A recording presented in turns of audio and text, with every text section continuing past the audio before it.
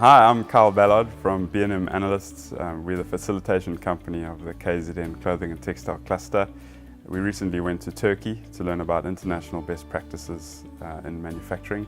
We went with our sister cluster, the Cape Clothing and Textile Cluster, to learn about international best practices in manufacturing, particularly fabric manufacturing, design, pre-production best practices, as well as advanced manufacturing. The three big learnings we had was firstly, the manufacturers in Turkey taught and led their retailers on the quick response model that they were executing. So whilst the value chain is very much retailer-led in general, those manufacturers taught their retailers how to execute the model, which was quite unique. Secondly, the manufacturers that were implementing quick response, their most important thing for them was the speed and decision making that they had.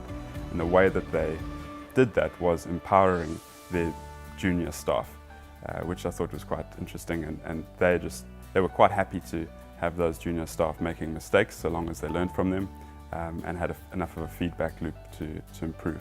When we visited the Hugo Boss factory, which was an impressive factory, they have experimented with artificial intelligence in their manufacturing plant, and particularly digitizing a lot of their metrics. What was interesting is they noted lean manufacturing as a prerequisite for digitization to happen, which is refreshing to hear because it tells us that we're on the right track, but it also means it's not a leapfrog. You can't use digitization to leapfrog all the hard work of lean manufacturing. The other thing that's great about learning about digitization is that it isn't that far out of reach from our cluster members.